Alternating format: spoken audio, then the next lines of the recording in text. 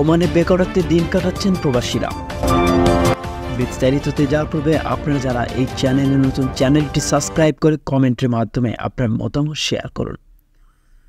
ওমানে দিন দিন প্রবাসীদের মধ্যে বেকারত্বের হার বাড়ছেই। পরিবারকে চালানোর মতো একটি চাকরি খুঁজে পেতে দিনের পর দিন দৌড়ঝাঁপ করছে, তবুও মিলছে না সোনার হরিণ নামে চাকরির সেই সন্ধান। যাও পাচ্ছেন তা দিয়ে নিজে খেয়ে পরিবারকে দেওয়ার মতো অবশিষ্ট কিছুই আর থাকছে না।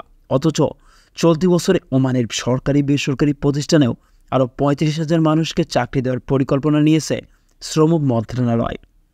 সম্প্রতি মন্ত্রণালয়ের বার্ষিক পরিকল্পনা প্রকাশ করে এই তথ্য দেন মন্ত্রী ডক্টর মাহাদ বিন সাইদ। প্রবাসীরা তাহলে কেন চাকরি পাচ্ছেন না, এর উত্তর দিয়ে খোদ শ্রম মন্ত্রণালয়ের আন্ডার সেক্রেটারি শেখ নাসির বিন আমির জানান, ওমানে থাকা প্রবাসীদের 90% নিম্ন দক্ষতা সম্পন্ন করবে। ফলে সরকার মনে করছে ওমানের ভীষণ বাস্তবায়নের পথে এটি বড় একটি অন্তরায়। এছাড়া আগামীতে সার্টিফিকেটের উপর নয়, বরং দক্ষতা বিবেচনায় চাকরিতে নিয়োগ দেওয়া হবে। তাই শ্রমবাজারকে টিকে থাকতে দক্ষতা বৃদ্ধির কোনো বিকল্প নেই। শ্রমমন্ত্রী জানান, বর্তমান সরকারি প্রতিষ্ঠানে স্থায়ী এবং অস্থায়ী ভিত্তিতে চাকরিতে আছেন 25,167 জন প্রবাসী, আর বেসরকারি খাতে প্রবাসী কর্মীর সংখ্যা প্রায় 19 লক্ষ।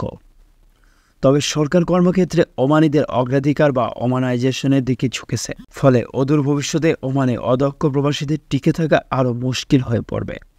সংবাদের এ পর্যন্তই। পরবর্তী নিউজ আপডেট পেতে আমাদের সাথেই থাকুন। ধন্যবাদ।